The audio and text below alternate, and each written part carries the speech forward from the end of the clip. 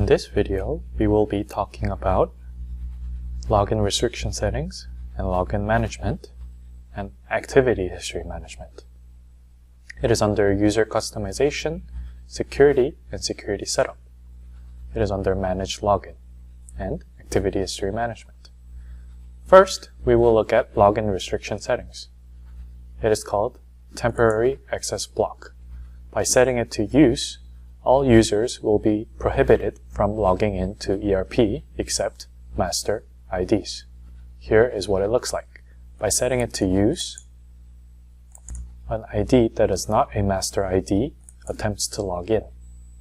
And it says login restricted. So, a master ID has to log in and set the temporary access block to do not use for users to have access again. The second part is login restriction settings. You can set up the condition to whether to allow access to ERP. On the top, you'll see the default value of whether to allow login or not. And by clicking the Add Exception button at the bottom, you can set up an exception that is different from the default status. When we click on a new exception by Add Exception, you can set up a condition name, and once you click a Load Information, you can select the fields to choose from, varying from user, accessed environment, and access method. User being the ID or the authorization group, and etc. The access environment is composed of a specific range or group IP, or you can choose the login time or date. Lastly, the access method will be a login device, the access route, the input path, and the access type. The access type is the difference between web or app access. The login device is either a PC or a mobile, and the ERP or Excel is the access route. Now, if you click on an aforementioned field and select the comparison target, you can set up the condition. If you would like to add more conditions, hover your mouse over Add Condition. You can select either an AND or a OR condition. As an example, I'm going to show you how to add a restriction that only allows access to ERP during weekdays at a company IP. So by default, you would need to set it as block and continue by adding an exception. Here, I will be making the condition name. Make sure to add a condition so that there are two conditions available. For the first condition, click on Load Information, click on the access environment, and click on a specific IP. Enter your company IP and press Apply. As for the second part, click on the Load Information, access environment, and login time. Click on Formula and click Day/time. Under Comparison Target, select the weekdays. You can set them up by 30-minute intervals. Make sure that Saturday and Sunday are not selected. And click Apply. You can see that it's from Monday, Tuesday, Wednesday, Thursday, Friday, and at a specific IP. Make sure to set the result as true, allow, and click Save. Now the next part is login management. The first is password settings.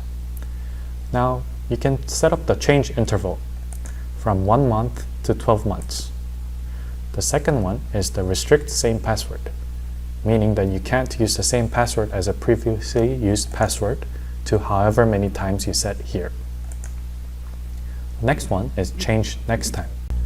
You can decide if you want to allow the change later button to pop up once the change next time notification arrives. For security purposes, we want you to put it as do not allow for data security purposes. Next is a two-step verification setting.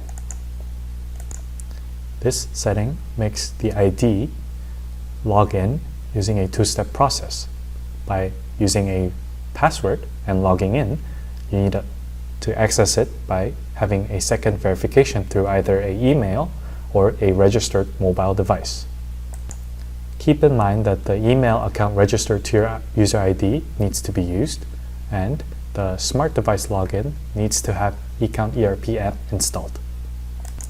You can set it up so that you can use it company-widely, or set it to do not use and set up an exception condition to only make certain IDs use it.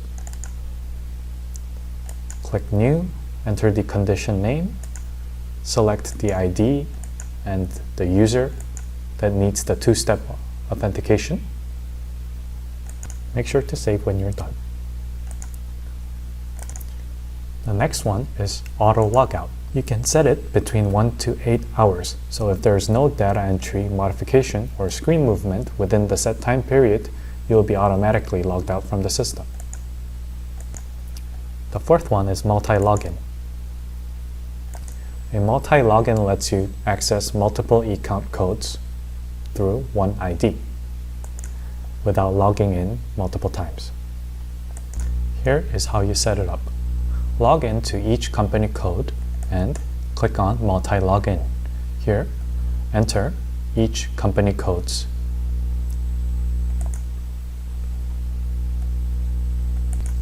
Once that's done, head on over to User Setup and select the ID to be used for the multi-login. Head on over to User Information and click the multi-login. Click New and enter the company code and user ID. Now do the same for the other code as well. Once that has been set, click on the profile icon, and under multi-login you can switch up the codes that you want to access to easily. Next one is access duplicate access from the same ID. By clicking allow, you are allowing duplicate access from the same ID. If you set it to do not allow, it means you can't access using the same ID. However, if you press access duplicate access from the same IP, if you're in the same IP, then the same ID can access. Lastly, we're going to talk about activity history management. Under IP history, it is login history monitoring. If an ID that has not logged in for quite a while tries to log in, the login information will be sent to the data proprietor. By clicking settings at the top, you can choose the user type from all, group, or by individual, or select the IP type. And if you click on the IP question mark, you can see how to enter your IP. So determine the access type and the history monitoring and click Save. You can set up the period between 1 to 99 days and set up the same IP recognition range from A, B, C, D range. So if you select D range, the IP needs to be exactly the same. And if you click on C class, the first three range need to be same. The fourth one doesn't have to be the same.